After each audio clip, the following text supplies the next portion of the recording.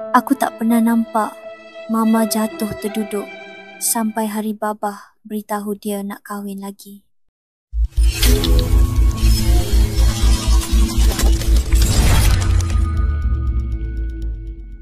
Assalamualaikum semua. Nama aku Emma. Dan kisah yang aku nak ceritakan ni bukan tentang orang luar. Ini tentang kisah rumah aku sendiri. Tentang seorang ibu yang hatinya retak di usia senja. Tentang seorang ayah yang memilih bahagia baru ketika bahagia lama masih setia menunggu. Aku anak bongsu daripada 4 beradik. Kami membesar dalam keluarga yang sederhana. Babah kerja kampung saja, kontraktor, ambil upah kebun, tebang pokok, baiki rumah orang. Mama pula suri rumah sepenuh masa. Seumur hidup Mama, dunia dia cuma satu babah dan anak-anak. Babah bukan lelaki romantik, tapi dia ada. Pagi-pagi keluar kerja, petang balik, makan masakan Mama tanpa banyak bunyi. Kadang-kadang kalau Mama sakit, Babah yang bancuh, air panas gosok belakang Mama perlahan-lahan. Kami membesar dengan anggapan Babah dan Mama akan tua bersama. Sampailah satu hari, bila rambut Babah dah putih separuh, lutut Mama dah mula sakit-sakit dan aku sangka hidup mereka akan lebih tenang. Semuanya berubah. Semuanya bermula bila Babah mula kerap ke seberang kampung. Katanya ada kebun orang minta tolong jaga. Mama tak syak apa-apa. Mama ni jenis percaya. Kalau Babah kata ke timur, Mama tak tanya kenapa bukan barat. Aku pula masa tu duduk serumah sebab belum kahwin. Aku yang mula perasan perubahan kecil. Babah jadi rajin mandi awal. Pakai baju elok walaupun cuma nak ke kebun. Minyak rambut yang dah lama tak digunakan tiba-tiba ada balik atas almari. Telefon yang dulu dibiarkan atas meja, kini sentiasa dalam poket. Aku tanya perlahan. Babah senyum nipis. Kawan-kawan lama ajak borak. Mama dengar. Mama senyum juga. Tapi senyum Mama masa tu, entah kenapa aku rasa kosong. Di seberang kampung, memang ada seorang janda. Orang kampung panggil dia Lina. Umur dia muda dari Babah hampir 20 tahun. Anak 3. Suami meninggal beberapa tahun lepas. Aku pernah nampak dia sekali dua. Putih, jaga diri, pakaiannya kemas. Orang kata, walaupun janda, tapi dia masih lawa. Aku tak sangka nama itu akan jadi racun dalam rumah kami. Hari itu, Babah panggil kami semua duduk di ruang tamu. Abang-abang aku balik. Kakak aku pun ada. Mama duduk paling hujung, tangan dia atas paha. Tenang, terlalu tenang. Babah berdehem lama. Nada dia perlahan. Babah, nak cakap sesuatu. Aku nampak tangan Mama mula bergetar. Babah kata, dia nak kahwin lagi.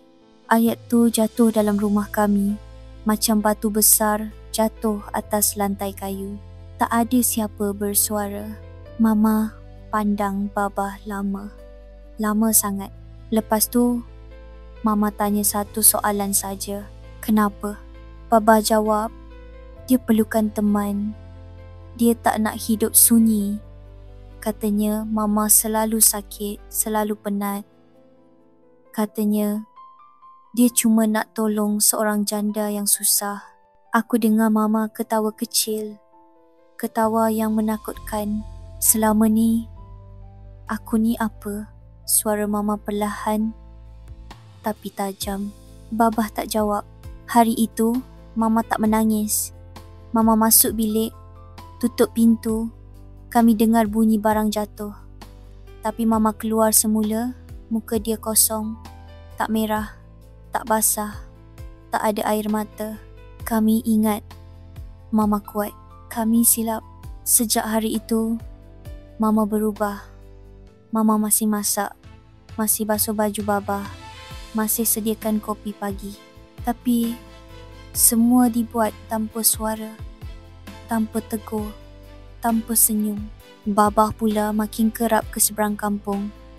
Katanya, urusan kahwin, urusan anak-anak Lina, urusan rumah baru. Mama tak pernah larang. Tapi aku tahu, Mama tunggu. Tunggu Baba sedar. Tunggu Baba tarik balik kata-kata dia. Hari akad nikah tu, Mama bangun awal, masak nasi, masak gulai, seolah-olah hari biasa. Baba pakai baju Melayu. Aku nampak Mama pandang lama ke arah Baba. Mata Mama merah, tapi kering. Baba keluar rumah tanpa bersalaman. Mama duduk di meja makan lama selepas itu. Nasi tak terusik. Aku duduk sebelah Mama. Aku genggam tangan Mama. Sejuk. Tak apa ke? Mama senyum. Tak apa. Mama dah lama reda. Ayat tu, sampai hari ni, aku tak tahu Mama tipu siapa. Babah kahwin. Lina pindah ke rumah seberang kampung. Babah mula bermalam di sana. Katanya bergilir. Tapi aku perasan rumah kami makin sunyi. Mama mula kerap termenung. Duduk depan televisyen tanpa menonton. Masak tanpa rasa. Kadang-kadang Mama tersalah letak gula dalam lauk. Satu malam, aku dengar Mama menangis dalam bilik. Bukan tangisan kuat, tapi esak yang ditahan. Bunyi orang yang cuba diam supaya tak menyusahkan sesiapa. Aku masuk. Mama cepat lap muka. Mama okey. Tapi mata Mama bengkak. Hati Mama, aku tahu dah pecah. Mama mula jatuh sakit. Tekanan darah naik. Badan lemah. Doktor kata Mama banyak simpan perasaan. Aku pandang Babah masa tu. Babah tunduk. Tapi esoknya, Babah tetap balik ke rumah Lina. Aku marah. Tapi aku anak. Aku tak berdaya. Satu hari, aku dengar Mama bercakap seorang diri di dapur. Kalau aku muda sikit, lawa sikit, mungkin dia tak pergi. Wani. Ayat tu buat aku menangis. Mama bandingkan diri dia dengan perempuan lain. Mama yang melahirkan anak-anak Baba. Mama yang berkorban hidup dia. Mama yang tak pernah minta apa-apa selain setia. Baba tak perasan. Atau mungkin Baba buat-buat tak perasan. Aku pernah nampak Lina sekali. Dari jauh, dia senyum.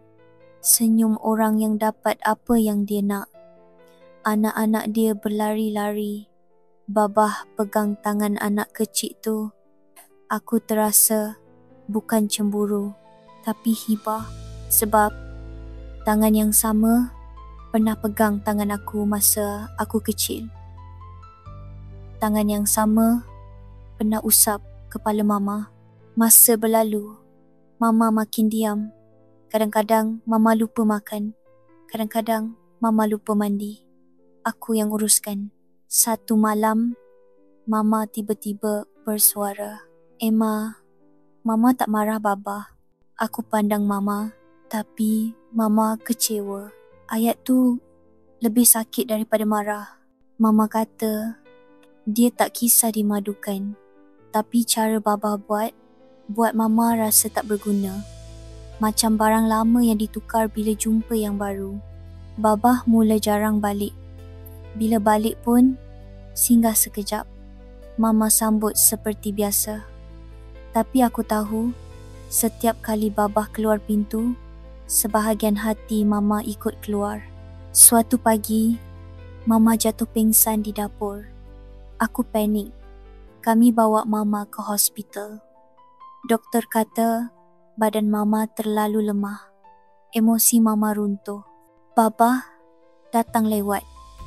Berdiri hujung katil, Mama buka mata. Pandang Babah. Mama senyum kecil. Babah.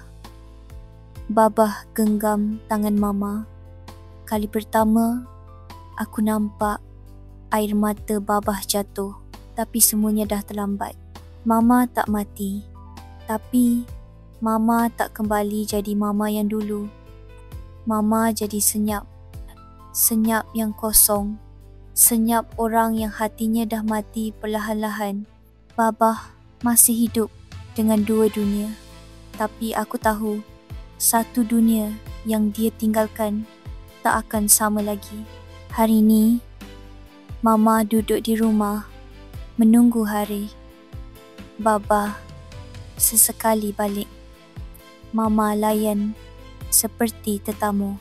Aku cerita kisah ni bukan untuk salahkan sesiapa.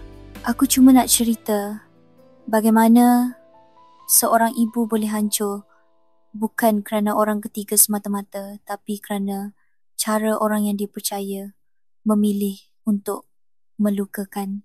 Aku Emma dan ini kisah mama aku. Seorang isteri yang tak pernah minta banyak, tapi akhirnya perlahan-lahan tanpa suara